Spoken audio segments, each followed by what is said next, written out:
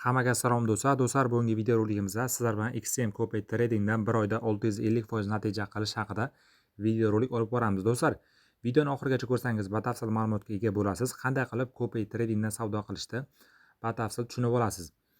Mana biz XM ilovasiga kirib olamiz. Kirib olgandan so'ng mana nusxa ko'chirish savdosi degan bo'lim bor. Shu bo'limga hozir kirib olamiz. Do'stlar, mana hozir biz kirib oldik. Videoni oxirigacha ko'rsangiz batafsil tushunib olasiz. Do'stlar, Telegram hamda YouTube kanaliga a'zo bo'lib qo'ying. Sizlarga qiziqarli, foydali ma'lumotlarni berib boraman. Mana do'stlar, kirib oldik. Kirib olgan paytimiz qarang. Bu joyda biz ahamiyat beradigan narsa eng yaxshi natija egalari degan bo'limga kiramiz. Do'stlar, agar mana shu XM brokerdan siz ro'yxatdan o'tmagan bo'lsangiz, ro'yxatdan va verifikatsiyadan o'tish videoroligini mana shu videoning tagida hamda kommentariyada qoldiraman. Bemalol ro'yxatdan va verifikatsiyadan o'tib olib savdo qilib borsangiz bo'ladi. Do'stlar, mana kirib oldik hozir. Qarang, bu yerda asosiy bir ikkita narsalarga e'tibor berish kerak. Hozir shularni sizlarga aytib o'taman.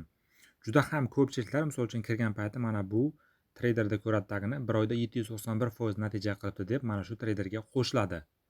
Lekin do'stlar, bu xato. Bu joyda biz mana bu komissiya, ya'ni to'lovga ham e'tibor berishimiz kerak, hamda mana pasayish foizi hamda investorlarga e'tibor berishimiz kerak, hamda umumiy sarmoya. Shularga ham ahamiyat berishimiz kerak. Do'stlar, bu joyda mana bizda misol uchun 40% deyapti. Bu nima? 40% degani misol uchun sof foydadan 40% ni mana shu treyder oladi degani. Bu 40% juda ham yuqori.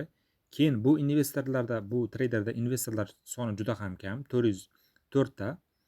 Umumiy sarmoyasi $400, bu juda ham kam, hamda pasayish foizi do'stlar 37%. Ya'ni bu juda ham yuqori. Bu misol uchun xavfli. Bu treyderga qo'shilmaslik kerak. Keyingisini ko'ramiz. Bunda misol uchun mana to'lov 35%, bu ham yuqori. Pasayish foizi 25%, bu ham yuqori. Lekin investorlar ko'radigan bo'lsa 24 ta, bu ham kam. Umumiy hisobda $7313 sarmoya olgan. Ya'ni investorlar shuncha sarmoya kiritgan.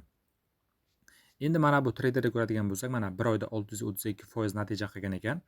Mana pasayish foizi 10%, bu yaxshi. 25% to'lov, ya'ni sof foydani 25% ni oladi. Bu ham o'rtacha bo'ladi.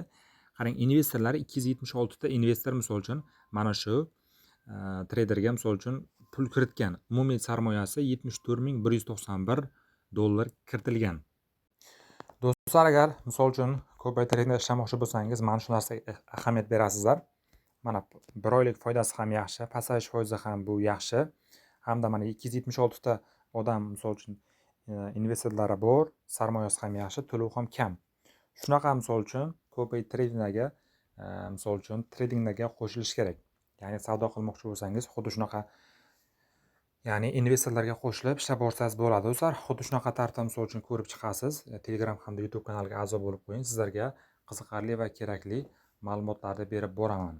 Keyin yana bir narsa, asosiy hisobdan mana bu Copay Tradingdagi hisobga pul o'tkazish uchun mana bu bosasiz, hamda ichki transfer orqali bemalol misol uchun pullaringizni asosiy hisobdan mana bu Copay Trading hisobga o'tkazib olsangiz bo'ladi. Hammaga omad.